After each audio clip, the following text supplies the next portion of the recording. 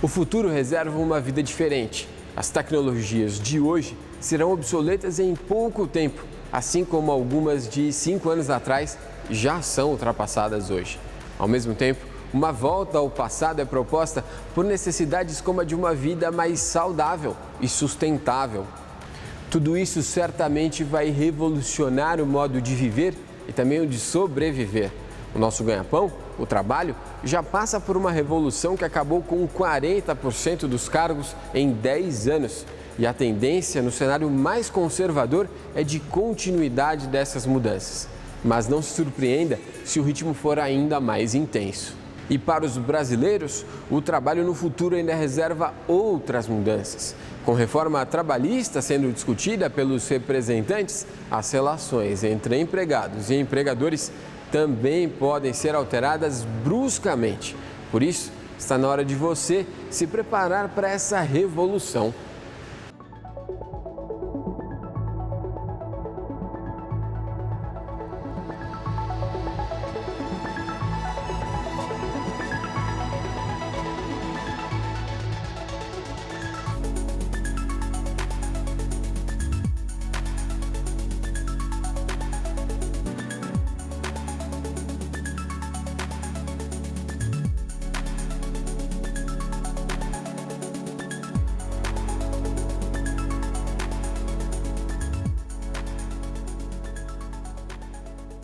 Quase todo mundo que mora em uma grande cidade conhece pelo menos uma pessoa que trabalhou com Uber nos últimos anos. A empresa tem atualmente 50 mil motoristas parceiros em todo o Brasil. Com a empresa, uma profissão antiga, a de motorista, ganhou um novo espaço. Saiu dos alvarás de táxis, empresas e serviços particulares para ficar ao alcance de qualquer um com um smartphone. O motorista passou a poder oferecer o serviço através do aplicativo, ganhando uma infinidade de clientes e modernizando o segmento por completo. Renato é um desses casos. Depois de trabalhar como taxista e manobrista, ele agora oferece serviços através de 3 plataformas diferentes. É uma forma de aumentar o rendimento em um mercado cada vez mais competitivo. Eu acabei deixando de trabalhar com táxi pelo problema da demanda de serviço que, com o tempo, ela começou a cair muito devido à entrada do aplicativo Uber no mercado, né? A demanda de táxi começou a baixar e eu trabalhava com alvará alocado, eu tinha um custo muito alto para poder manter esse táxi.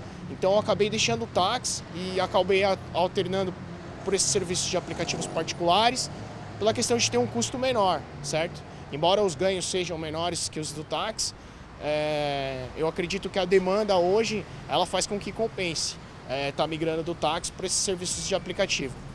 A empresa deu origem a um verbete, uberização, que se refere ao encurtamento da distância entre serviços e clientes dentro da economia colaborativa, que ganhou espaço em tempo de crise, mais precisamente a que afetou o mundo em 2008.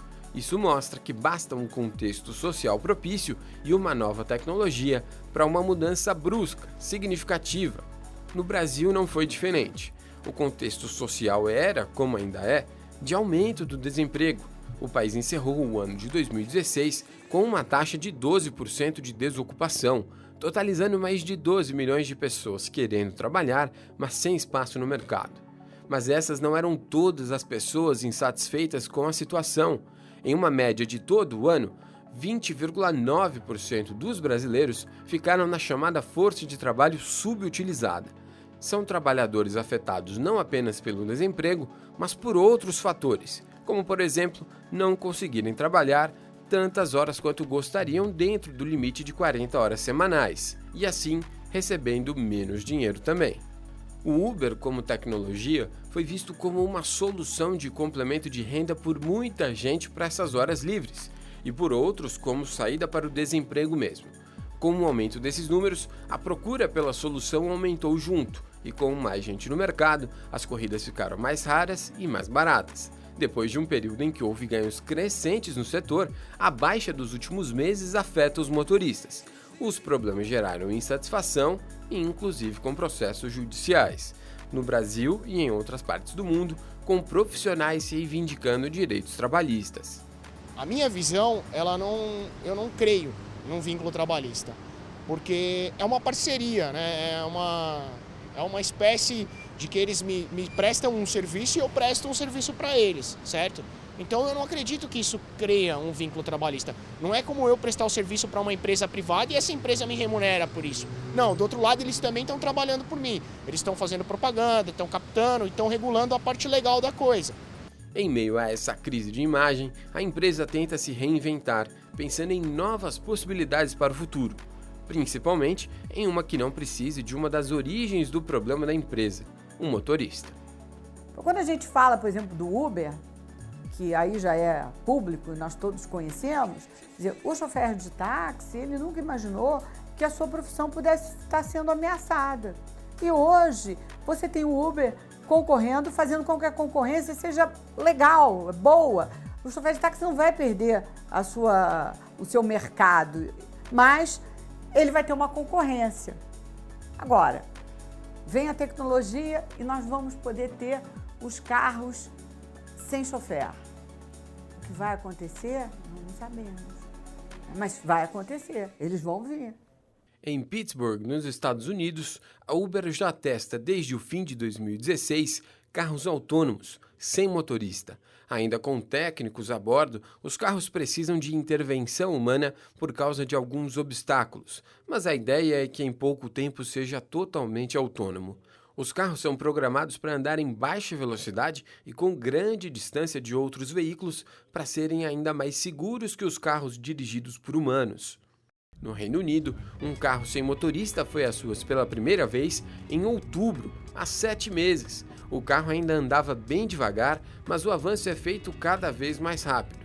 Neste caso específico, o desenvolvimento foi da Universidade de Oxford e não depende de GPS. O carro usa dados de câmeras e lasers para navegar na rota certa.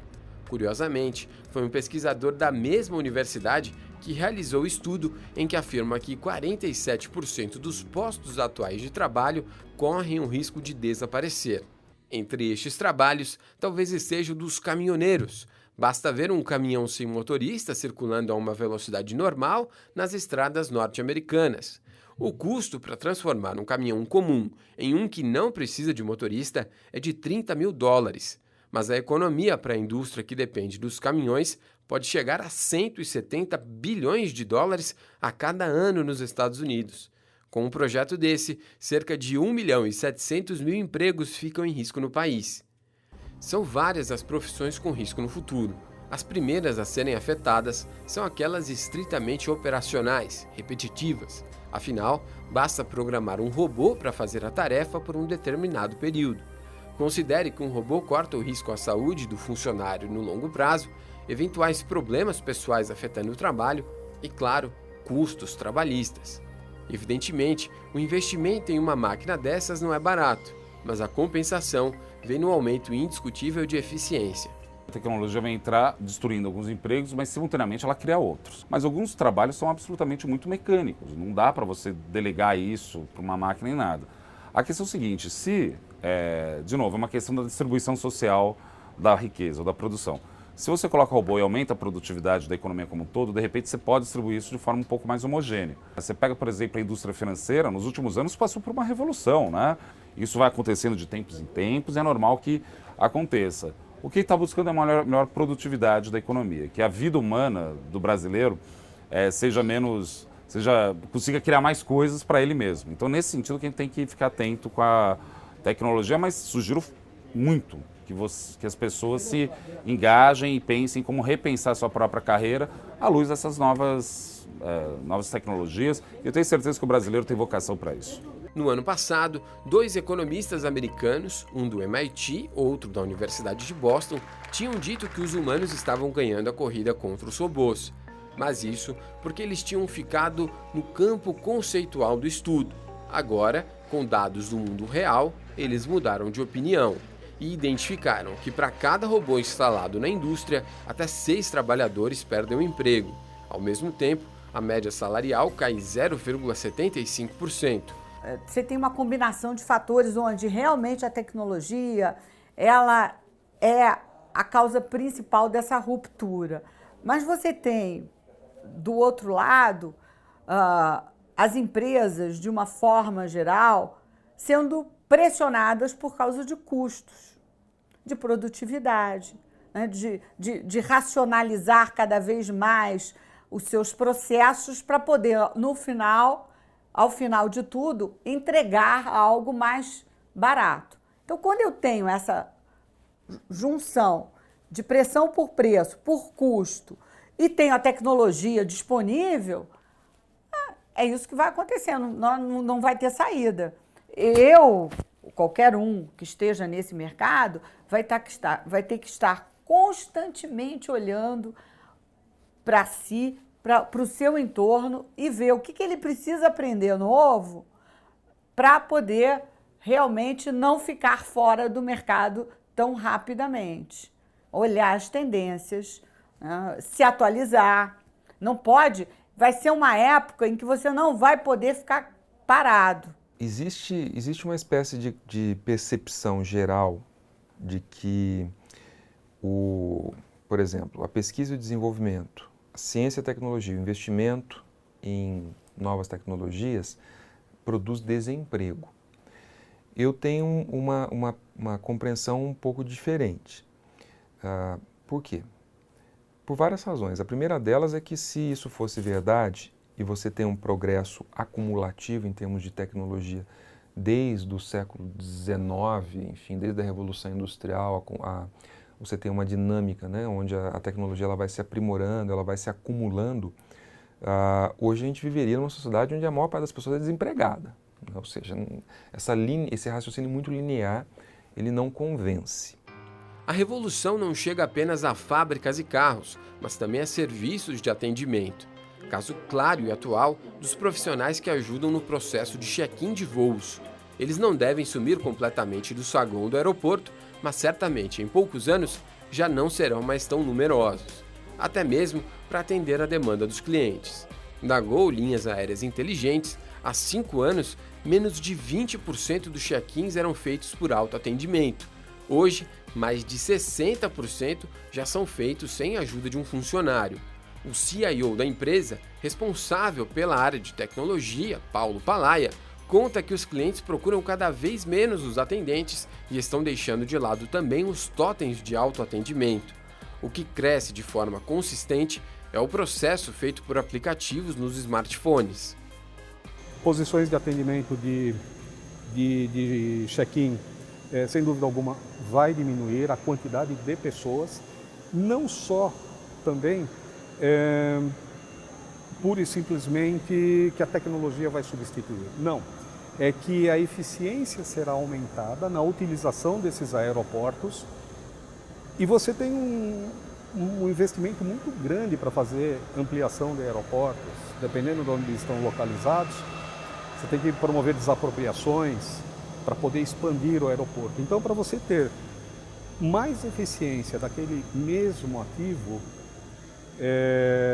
você precisa, de fato, utilizar a tecnologia através de posições de check-in compartilhadas com outras companhias aéreas, para que você consiga aumentar a sua capacidade de vazão, pois novos voos estarão chegando, pousando, decolando, mais pessoas fazendo check-in dentro de um mesmo espaço físico. Uma novidade da empresa, que não é tão recente, mas que chegou a poucos aeroportos, é o totem de pesagem de mala.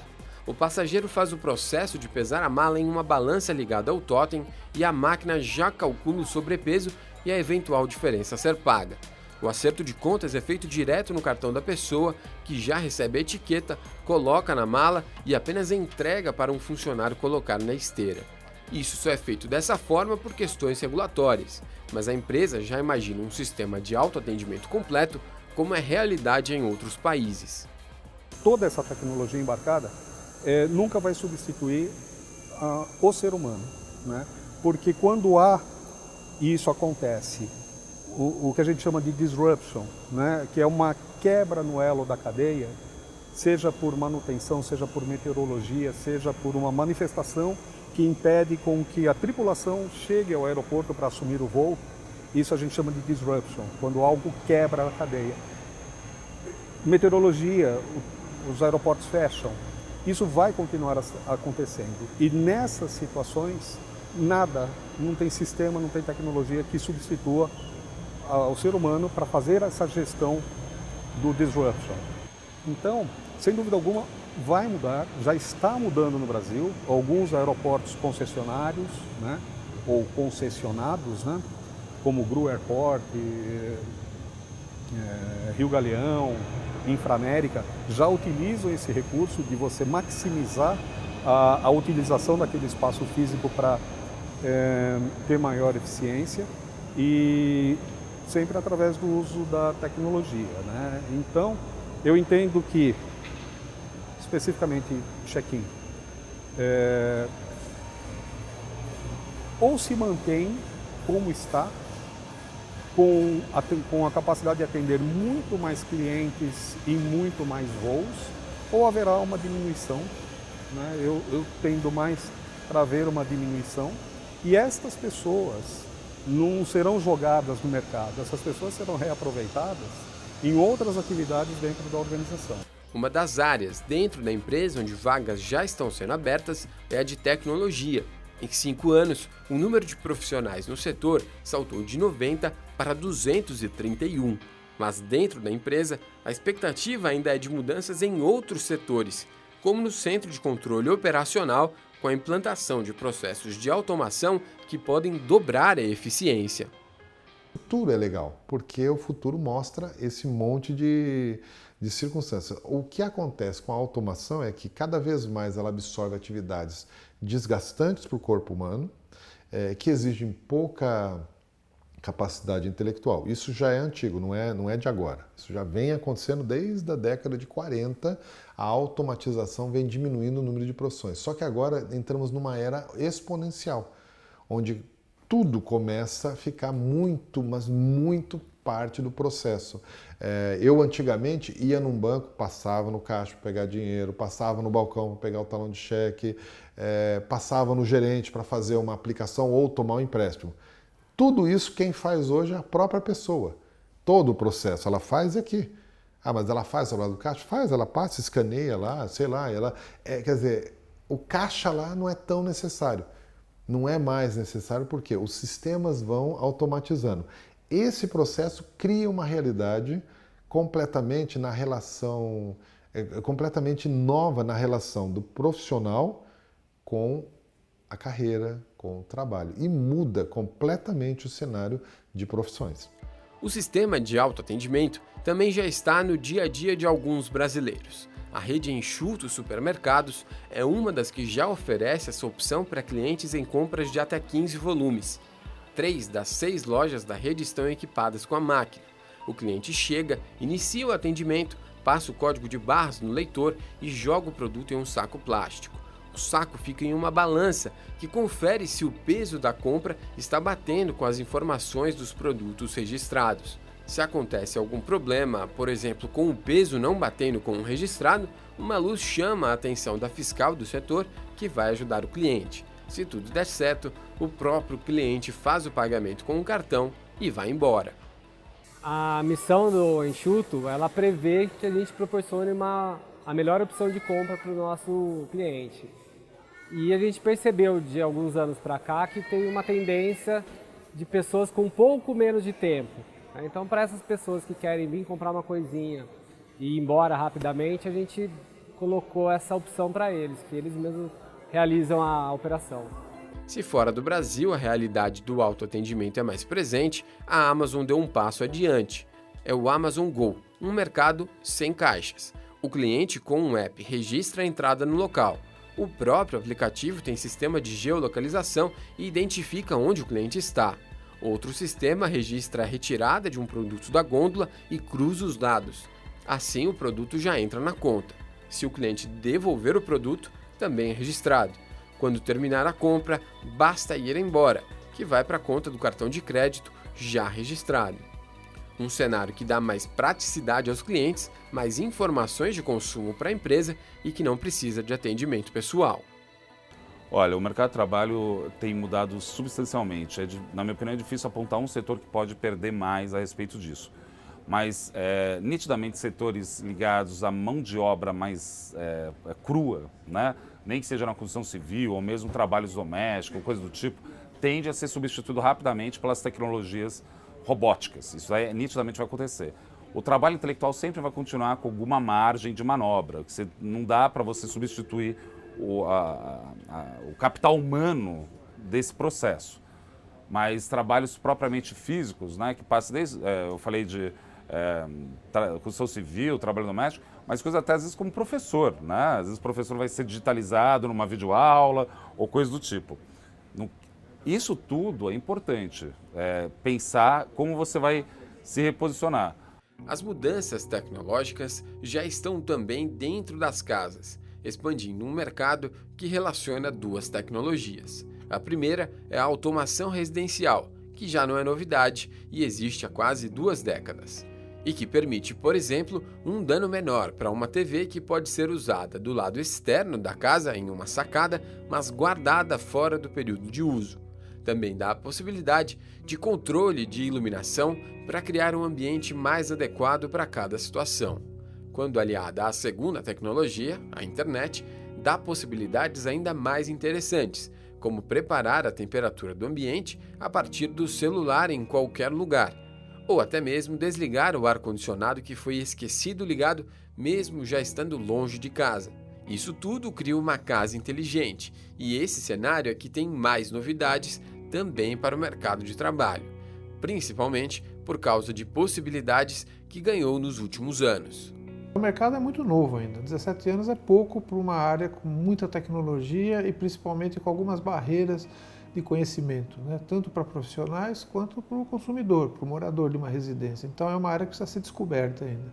O nosso trabalho nesses 17 anos foi muito de propagação de conhecimento, de divulgação, mas ainda é um momento, e diria que mundialmente, não só no Brasil, né? As pessoas ainda não estão totalmente convictas da tecnologia dentro da sua residência.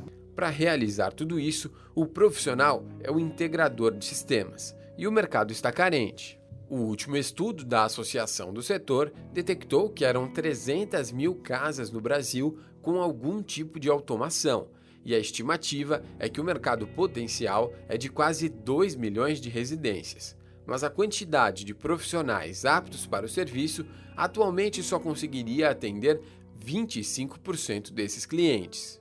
Para cada 10 pessoas que você perguntar, você quer ter uma casa inteligente? Aqueles que quiserem ter a casa inteligente não vão saber a quem recorrer inicialmente. Talvez eles vão pensar em procurar uma loja, um arquiteto, um construtor.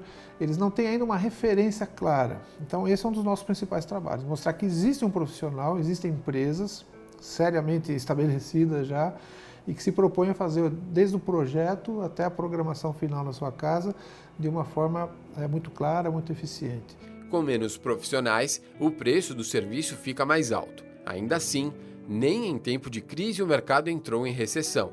Em pesquisa recente, 75% dos profissionais disseram que em 2016 tiveram o mesmo número de negócios ou até mais do que no ano anterior.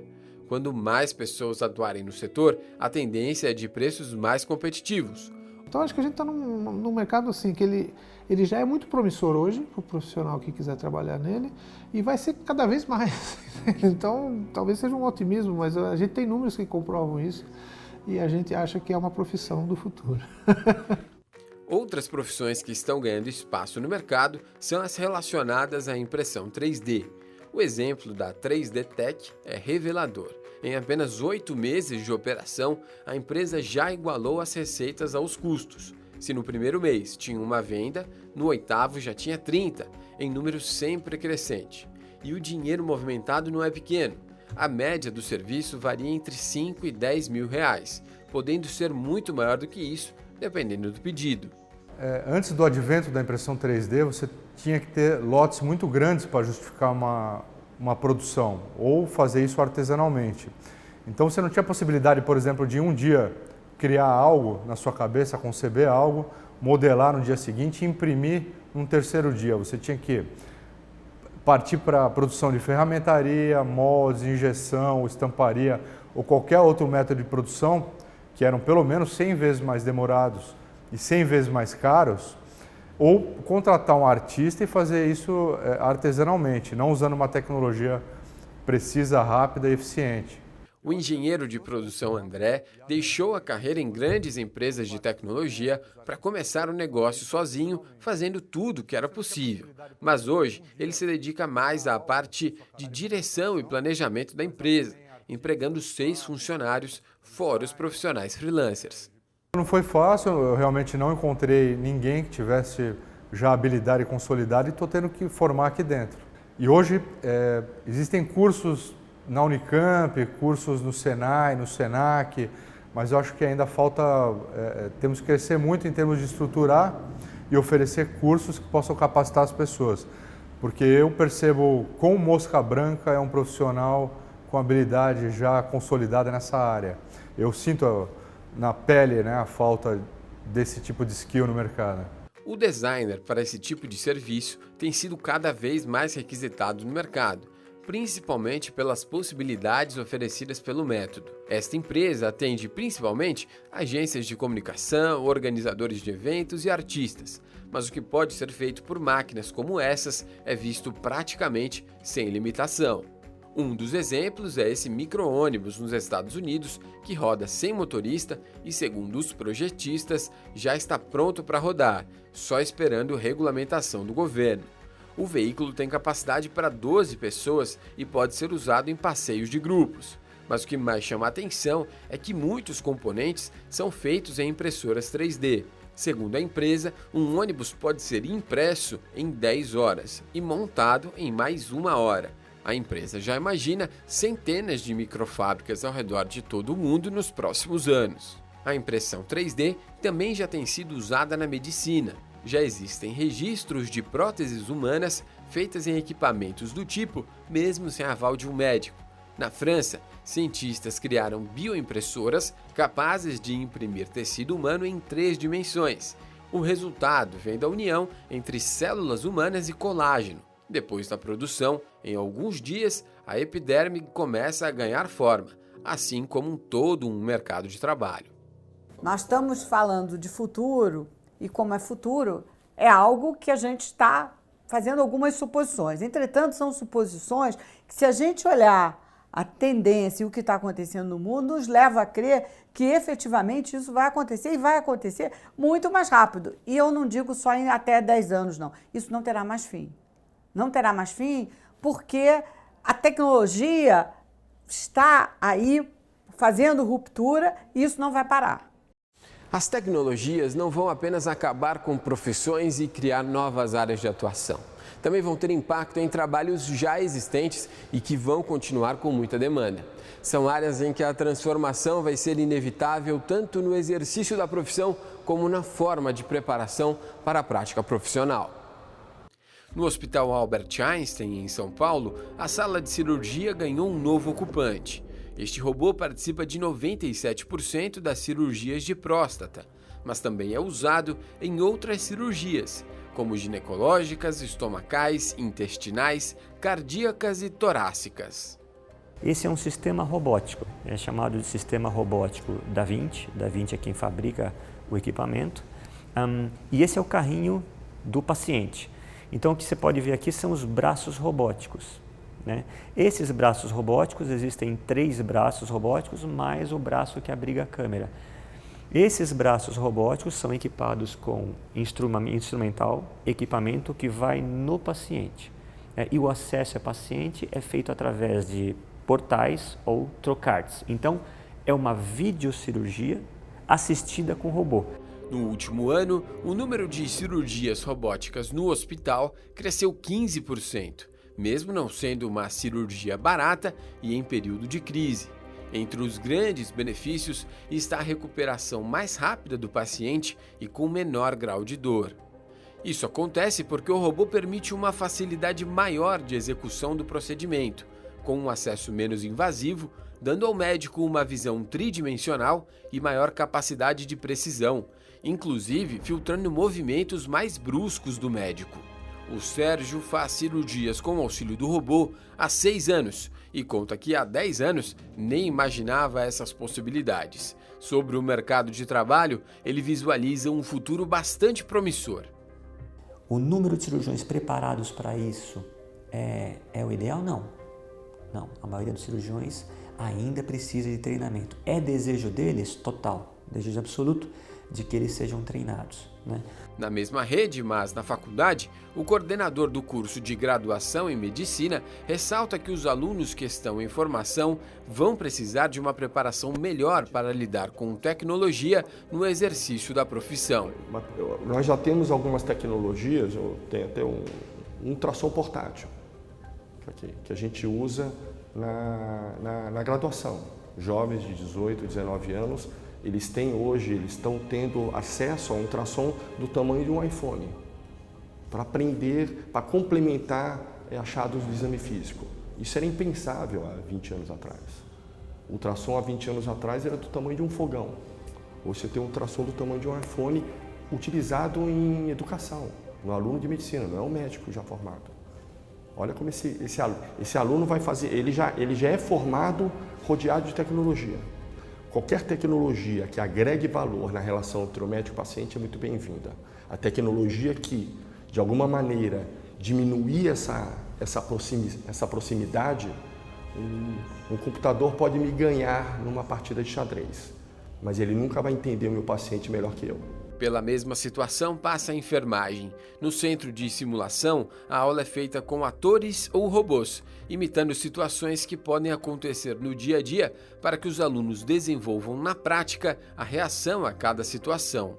No centro de simulação, por exemplo, quando a gente faz a simulação com o ator e o aluno interage, a gente presta atenção nisso e faz um recorte exatamente sobre esse atendimento humanizado que o aluno tem que ter e desenvolve isso no decorrer do curso, né? Então isso não é uma disciplina única, mas isso é visto e revisto e discutido durante todo o curso de graduação em enfermagem aqui do hospital. Se simular um tratamento em um robô já chama atenção, imagine ser atendido por uma recepcionista não humana, ou então ser servido por um garçom todo programado. Um robô em forma humana já chama bastante atenção, mas quando pensamos que o robô é só isso, limitamos o entendimento do potencial deles. Um robô é uma máquina controlada ou que faz operações repetitivas. Certamente alguns chamam mais a atenção pelo formato, mas não são só esses que podem estar na sociedade nos próximos tempos. Veja este estacionamento, onde a máquina faz a função do manobrista. Não tem formato humano, mas faz a função que uma pessoa poderia fazer. Além disso, nem só de robôs é alimentada a tecnologia que muda o mercado de trabalho. Esse período que nós estamos passando é um período que vai começar uma nova era, que vai ser uma era de mudanças constantes. Então, quando a gente olhar para trás, a gente vai ver mais uma mudança que a gente teve, né? Diferentemente do que aconteceu na Revolução Industrial, que era um mundo que vinha mais ou menos tranquilo, tal, e que teve aquela mudança radical que afetou muita gente. Agora, a gente já vive nesse cenário vulnerável, incerto, complexo e ambíguo, e que vai continuar. E isso não necessariamente é uma má notícia. A gente pode transformar esse limão uma limonada bom para todo mundo. Vamos ver se a gente consegue, como sociedade, organizar esse movimento e a disputa pela renda que vai ser gerada. A tecnologia também muda a forma de dar segurança, desde monitoramento à distância através de imagens até o controle de entrada. O grupo HNA de Segurança Privada desenvolveu o SIGA, um sistema de controle de entrada através de reconhecimento facial. Um rosto reconhecido é suficiente para abrir passagem, mas a máquina barra a entrada de um rosto desconhecido. Em um condomínio como esse, onde moram centenas de pessoas, o sistema auxilia o trabalho do porteiro, agilizando na entrada de moradores. Para quem chega de carro, o sistema também é usado, mas na versão móvel, com um segurança levando o aparelho com o aplicativo para fazer a identificação. O diretor-geral da HNA Eletrônica, Diógenes Lima, entende que a tecnologia entra como aliada do funcionário. As pessoas ficam mais tranquilas porque elas sabem que, de alguma forma, não só aquele profissional que está ali à disposição, que está mais próximo, mas que outras pessoas estão monitorando aquele ambiente. Isso faz com que ela fique mais tranquila nos momentos de dificuldade ou nos momentos de apreensão. E também é verdade que os marginais eles acabam também ficando mais atentos a essa questão e muitas vezes eles procuram lugares onde não existe essa tecnologia para fazer as suas ações, né? Mesmo que não seja realidade na Hana, a tecnologia dá a possibilidade da prestação de um serviço sem a presença humana, ou pelo menos com um quadro menor do que o atual nas ruas. O monitoramento por câmera já existe há décadas no setor público, mas sempre precisa de evolução e melhoramento. Em São José dos Campos, no interior de São Paulo, o sistema existe há 15 anos, mas o Centro de Operações Integradas, o COI, uniu em um local o monitoramento das quase 500 câmeras da cidade para servir diferentes áreas da gestão municipal, principalmente a segurança pública e a mobilidade urbana. A gestão tecnológica é feita em parceria com o setor privado há 5 anos, ganhando melhorias. O COI, desde quando foi criado, ele visa justamente desburocratizar o sistema de segurança da cidade. Então você uniu ali frentes do poder público, Departamento de Trânsito, Mobilidade Urbana, Polícia Civil, Polícia Militar, a Guarda, num único espaço, onde o poder público e seus setores conseguem se interagir.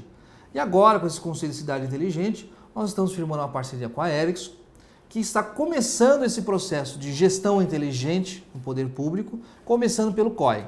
A exigência para os 40 profissionais que trabalham no local é que tenham experiência de rua e treinamento específico para a função. Mas São José ainda deve ter mais novidades para se tornar uma cidade inteligente. Essa experiência do COI deve ser ampliada com a implementação de sensores de tiros e climáticos da mesma empresa parceira. O sucesso dos trabalhos também já proporcionou o comprometimento do governo federal no apoio para a criação de um polo de inovação em internet das coisas para a área de segurança pública. O impacto vai ser sentido no mercado de trabalho com maior estímulo ao setor. A questão de empregabilidade na cidade e do trabalhador é onde ele tem que buscar a sua qualificação profissional.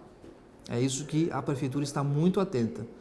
Porque aquele emprego formal dos anos de criação da CLT, dos direitos trabalhistas muito bem consolidados, nós estamos vendo essas modificações para que o mercado possa se adaptar ao mercado mundial, o mercado brasileiro ao mercado mundial. Então o que nós temos que fazer é aumentar o quesito de empregabilidade da população, para que ela possa ou estar inserida em novas modalidades de emprego e de contratação, ou que ela possa estar fazendo a geração de renda por si própria, ou empreendendo, ou abrindo uma consultoria, abrindo um negócio próprio, para que ela consiga ali ter uma vida com qualidade de vida, né?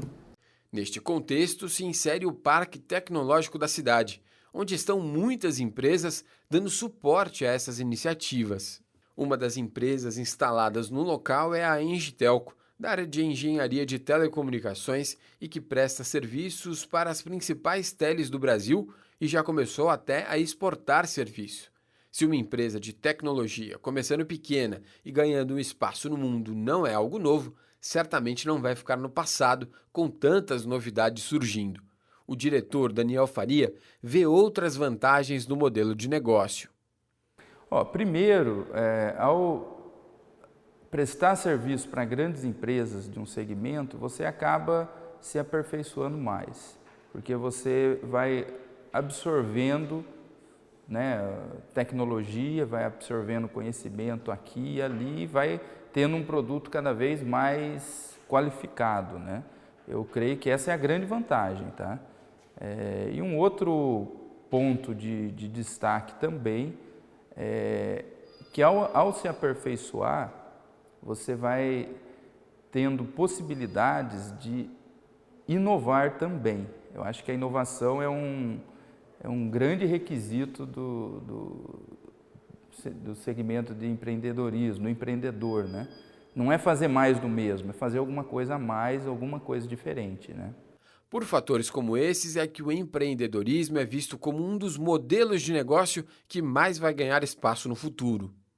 Eu presto serviço para grandes empresas e percebi que ao longo desses anos a demanda por esse tipo de atividade como a minha é cada vez maior, né?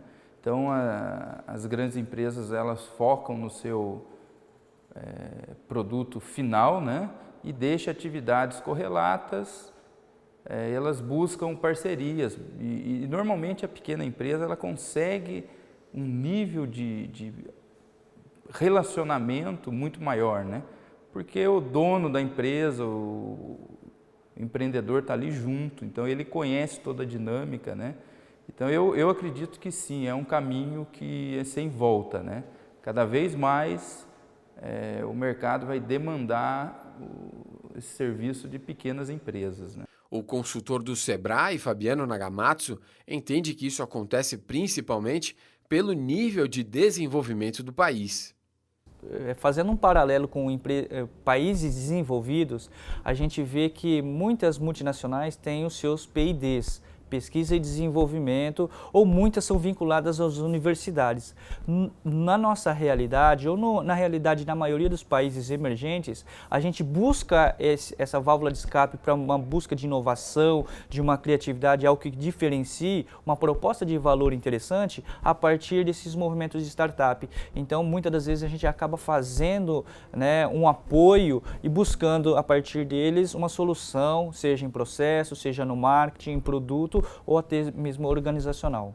Em cenário de desemprego no Brasil, o tipo de empreendedorismo que ganhou espaço foi o de necessidade, aqueles em que o trabalhador faz qualquer coisa justamente para não ficar sem o dinheiro do mês. Forma de trabalho que muitas vezes fica na informalidade. De um jeito ou de outro, algumas áreas ganham destaque especial como as mais promissoras atualmente. Os segmentos de produtos de necessidade básica, então aqueles que oferecem produtos e serviços de necessidade básica, esse é o primeiro do ranking, né, o que mais tem crescido e o que mais pode ser promissor agora em 2017. Também o segundo é a questões de reparo, de consertos. Então nós sabemos que a classe C e D tem sofrido muito com essa crise e por conta disso deixado de comprar produtos novos. Ao contrário, né, eles têm reparado, consertado aquilo que eles já vêm utilizando, principalmente produtos tecnológicos. E o terceiro segmento seria o segmento de serviços especializados, serviços que possam gerar um custo menor para a empresa, um custo operacional e dar um pouquinho mais de eficiência na questão da produtividade. E é justamente sobre o futuro profissional das pessoas mais carentes da população que fica a maior dúvida com as mudanças do futuro. Afinal, com menos acesso a estudo, são pessoas que acabam fazendo justamente os trabalhos que vão ficar mais raros, os operacionais. Esse espaço ele vai diminuir e aí vem a responsabilidade da nossa sociedade. E aí eu digo sociedade, os governos, os empresários, todo mundo que está no meio corporativo que possa ter decisão, ou seja, de cada cidadão. Porque esse vai ser um problema, assim como foi quando houve a Revolução Industrial. O grande problema hoje é que, como você não tem investimento tecnológico no Brasil, os empregos que são oferecidos são empregos no setor de serviço, que praticamente não incorpora tecnologia, ou incorpora muito pouca tecnologia, quer dizer, se você pensar que nos últimos, de 2003 a 2013, para pegar 10 anos, né, que teve crescimento econômico, né, você teve a criação de 2,1 milhões de empregos todos os anos, né, nesse período. Empregos formais, né, trabalho formal, é bastante emprego. Desses 2,1 milhões, 94% paga até 1,5 salário mínimo. Então não são empregos que você pode dizer altamente qualificados, né? A qualificação é bastante baixa, ou seja, não se exige propriamente qualificação. Por que isso? Porque você não tem uma dinâmica de investimento tecnológico na estrutura econômica brasileira. Você tem uma dinâmica de tecnologia muito defasada. O que significa que a produtividade do trabalho cai, o que significa que você não pode pagar melhores salários, enfim. O brasileiro é uma potência, né? Pega, por exemplo, setores que vão ir muito bem no futuro, como, por exemplo, a parte de tecnologia, que tem a ver desde drone até robô, programação. Hoje em dia o brasileiro consegue fazer isso até de forma autônoma, né? Ele pesquisando sozinho na internet, fuçando as coisas, resolve isso. Se a gente organizar um pouco mais isso, acho que dá para construir muito mais frentes, né? E organizar esse trabalho que já é bastante natural, né? Nesse sentido é muito forte, né? Essa capacidade de empreender. Né? Eu acho que o empreendedorismo sempre vai continuar no brasileiro, mas cabe ao Estado brasileiro dar condições para isso, né? Uma legislação adequada para empresas bem pequenas, né? A gente já está avançando um pouco nisso, já avançou bastante, até se pega um Simples, é um avanço fundamental quando você vai fazer o tratamento tributário disso. Mas assim, por exemplo, bancos públicos como o BNDES ter crédito, que seja fundo perdido para uma empresa de garagem. Só que isso só surge se os juros caem. Depois de uma intensa crise econômica, o governo federal tenta implementar medidas de ajuste fiscal que vão afetar diretamente os trabalhadores brasileiros. Começou com a ampliação da terceirização, mas ainda vai se estender, com reformas mais drásticas e de longo prazo. Com a aprovação da lei de terceirização, o professor de Sociologia da USP, Rui Braga, acredita numa inversão do mercado de trabalho no médio e longo prazo, com mais terceirizados do que contratados diretamente. O trabalho terceirizado é um trabalho mais precário. O que significa isso? Significa que o trabalhador terceirizado ele tem um acesso mais dificultado em relação aos direitos e à proteção trabalhista. Ao mesmo tempo, o trabalho terceirizado ele é um trabalho que tem características de um tipo de trabalho subalterno, tanto mais explorado quanto mais dominado do que aquele trabalhador diretamente contratado. Então, é notório que o trabalho terceirizado, enfim, o trabalhador terceirizado, ele trabalha mais horas ao longo da jornada, ele recebe menos, ele trabalha em média 4, 5 horas a mais por semana, ele recebe em média 27% a menos, ele se submete, vamos dizer assim, a condições de trabalho mais estressantes, mais duras e, consequentemente, ele adoece com mais frequência, ele é submetido a taxas de rotatividade, ou seja, de entrada e saída, demissão e admissão, muito mais intensas, né, do que o trabalho diretamente contratado. Mas para outro tipo de profissional, em área mais desenvolvida e com mais experiência, a consultora Irene Azevedo vê lados positivos na mudança. Nós começamos a observar uma tendência desta mudança. Até porque, muitas vezes, a empresa não pode contratar uma pessoa por um período, talvez, de 40 horas. Mas ela pode ter essa pessoa por 2 dias na semana. Então, isso a gente já começa a ver que isso já começa a ser uma alternativa, né? Gente muito sênior que está no mercado de trabalho, que às vezes barra, porque diz, mas eu não posso contratar, isso é muito caro. Né? Nós estamos hoje vivendo ainda uma crise. Estamos saindo, está melhor, mas estamos vivendo uma crise. Ele termina com esse critério, com essa limitação imposta de não poder terceirizar atividades fim, mas está longe de ser realmente uma possibilidade restrita e ampla de terceirizar absolutamente qualquer coisa ou qualquer atividade ou a própria função, como se esta lei permitisse a mera locação de mão de obra, né? A contratação de mão de obra, a contratação de empregados, como se fosse uma mercadoria através de uma empresa interposta. Essa é uma realidade que, a meu ver, não existe nesse projeto atual. Ele termina com esse critério de atividade fim e atividade meio, mas a terceirização ela continua encontrando limites justamente no modelo clássico do vínculo empregatício que está lá intacto na CLT. Isso não se alterou. A expectativa em relação à reforma trabalhista é de maior flexibilidade para diversos pontos, como a jornada de trabalho, o banco de horas, a redução de salário e o parcelamento das férias. Você tem aí a tentativa de fazer com que a jornada ela se torne flexível. Então você pode, por exemplo, aplicar ou, enfim, generalizar o trabalho intermitente. Você pode fazer com que o trabalhador trabalhe algumas horas de manhã e algumas horas à noite, geralmente quando tem pico de demanda. Você pode fazer com que, no setor de serviço é mais comum, isso tenderia a se generalizar. Você pode fazer com que ele trabalhe mais em alguns momentos do ano e menos em outros momentos, recebendo menos e, enfim. Você tem uma forma, basicamente, de estender a jornada de trabalho sem remunerar o trabalhador como uma contrapartida, né? Apesar de ainda não existir uma definição, o que preocupa muita gente é que acordos feitos entre trabalhadores e empresas vão se sobrepor às leis trabalhistas estabelecidas.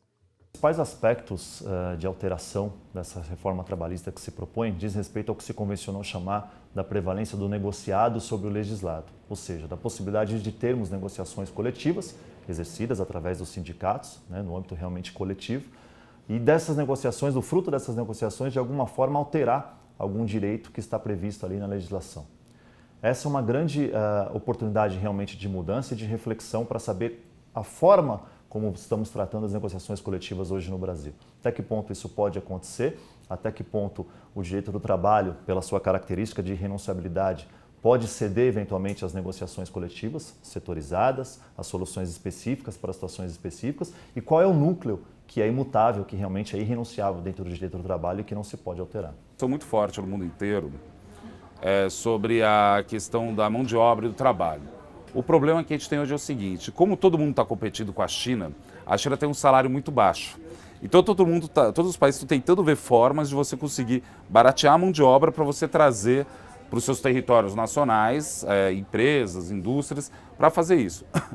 Isso é uma discussão menos local e mais geopolítica, na minha opinião. Qual é o projeto que a gente quer para o Brasil? A gente quer virar uma China? A gente quer esse tipo de trabalhador? A gente quer esse tipo de serviço? Ou a gente vai pensar em outra coisa? Porque se a gente for competir no mesmo mercado deles, não tem jeito. Aí a gente vai ter que realmente precarizar, porque está competindo com um país que é de ordem socialista, enfim, que é um país diferente do nosso. Mas isso tudo parte, de novo, da discussão sobre o que nós queremos sobre o país. Tendo isso claro, aí a gente consegue falar, não, tá bom, queremos ser China? Vamos fazer desse jeito. Não, queremos ser Suécia, Noruega? Tá bom, a gente vai pensar de outro jeito isso. Mas isso está tudo ligado a uma ideia ou de um projeto de país, que é uma discussão que, infelizmente, eu não vejo dentro de Brasília e entre os políticos. A discussão a respeito da reforma trabalhista, a meu ver, ela resta muito prejudicada justamente por conta das posições radicais e extremistas que se adotam em seus termos. De um lado, aqueles que defendem um verdadeiro vale-tudo, né, uma liberdade ampla e restrita de contratar, em detrimento daquilo que o Estado venha a considerar como o mínimo necessário para regulamentar a relação de trabalho, e de outro, aqueles que defendem uma inflexibilidade absoluta também de direitos, no sentido de que todas as regras impostas pelo Estado das relações de trabalho devem ser cumpridas como se fossem soluções únicas para situações únicas de relações de trabalho, o que também, de certa forma, se distancia da realidade. As duas posições extremas, elas realmente são distorcidas e acabam se distanciando de uma realidade necessária, digamos assim, em termos de direito do trabalho. Na fábrica da família Pamalani, o diretor Márcio Lemos admite a dificuldade de empreender no Brasil. Ele considera juros altos e burocracia demais, principalmente na área fiscal. Com um produto alimentício, ele precisa passar por processos diferentes em cada estado para onde manda os produtos. Além disso, considera os encargos trabalhistas pesados para empresas pequenas. Mesmo assim, faz questão de assinar a carteira de todos os funcionários fixos. A nossa forma de trabalhar é um modelo que a gente desenvolveu bem simples, mas que tem dado muito certo, né? Quando alguém vem e demonstra interesse em trabalhar conosco, a gente tem alguma posição, a gente começa como freelancer. Tem aqueles picos de produção, 1 ou 2 vezes por semana que acontecem, a gente chama essa pessoa para trabalhar por dia como freelancer. À medida que a gente sente, essa pessoa trabalha bem, tem uma boa performance e tudo mais, aí a gente, o movimento aumenta, como tem aumentado bastante, então a gente convida essa pessoa para trabalhar, CLT, a gente paga todos os encargos, benefícios, desde de condução, como o almoço. A Pamalani produz leite de amêndoas e de coco, explorando um mercado em alta no momento e ainda muito promissor, o de alimentos saudáveis. Em 2016, período de crise no país para muitos setores, a empresa multiplicou o faturamento em 3,5 vezes. Espera um resultado ainda melhor neste ano. Está em cerca de 200 pontos de venda espalhados em todo o Brasil e prepara uma mudança para uma fábrica maior, onde vai quadruplicar a capacidade de produção e explorar novos produtos derivados do leite. Mas o Márcio conta que não foi nada fácil chegar a este momento. Abriu mão de noites e dos domingos para trabalhar sozinho ou com o filho e amigos no início, em estrutura montada no sítio da família. Isso tudo conciliando com o cargo que tem em uma multinacional da área de tecnologia, que ainda é a principal fonte de renda dele. O resultado que ele esperava em 6 meses veio depois de 4 anos.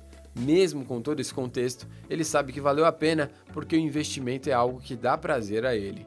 Eu sempre gostei de cozinhar, inventar coisas assim e coisas saudáveis, né? Às vezes você tem no mercado algo que você gosta muito, mas você acaba não consumindo muito porque tem muito açúcar, muita gordura. E eu sempre gostei de pegar essas coisas, ter uma ideia diferente e tentar deixá-las de uma maneira mais saudável, produzindo em casa. Muita gente faz isso, né? E aí a gente fez com que isso virasse um negócio. Essa foi a ideia, né? Para fazer aquilo que você gosta, uma coisa muito saudável, que as pessoas também valorizam, precisam. O Márcio já tem muitos anos de experiência no mercado, mas esse aspecto de buscar algo que dê prazer deve ficar cada vez mais forte. Então tem muito jovem que é estimulado, é pressionado a entrar numa empresa, fazer uma carreira, crescer, ficar anos ali na empresa. O jovem olha e fala, não é isso que eu quero. Não é mais isso. Eu quero o equilíbrio de vida, eu quero trabalhar numa empresa que seja descolada, uma empresa que eu consiga perceber os valores dela perto dos meus valores e que eu me alinhe. E tem até o mantra do eu quero trabalhar naquilo que eu amo. Mas mesmo investindo em uma área de interesse e por isso até de conhecimento, o caminho do empreendedor é longo. Então assim, tem que estudar muito o mercado, porque não adianta você saber fazer bem alguma coisa. Essa alguma coisa tem que ser interessante para o mercado, né? Então você precisa identificar uma oportunidade de negócio, uma boa oportunidade, é o primeiro ponto. Segundo, você tem que se preparar com recursos financeiros e também como que você vai produzir isso numa certa escala que te dê um retorno positivo. Então, isso demanda tempo, você tem que buscar equipamentos, às vezes, identificar um local que você possa ter essa atividade, né? Tudo isso tem que ser muito bem pensado, porque tudo isso de alguma maneira vai impactar no seu custo, no custo do seu produto. Você também tem que ter muita persistência. Quando eu comecei, eu lembro que eu gastava toda uma tarde de domingo fazendo uma quantidade muito pequena, ganhava, eu lembro que eu calculava, puxa, essa semana eu vou ganhar R$80. E eu perdi toda a minha tarde de domingo. Mas eu sabia que aquilo era o início. Você não pode pensar que você vai começar a fazer alguma coisa hoje e amanhã você está tendo um super lucro. Não é assim, infelizmente não é assim.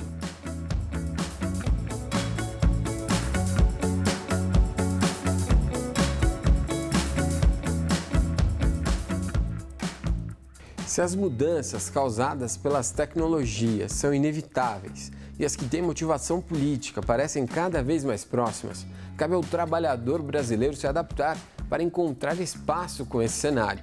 Uma mudança no perfil e na forma de encarar os fatos é um caminho que vai ser percorrido mais rápido e sem trajeto de volta.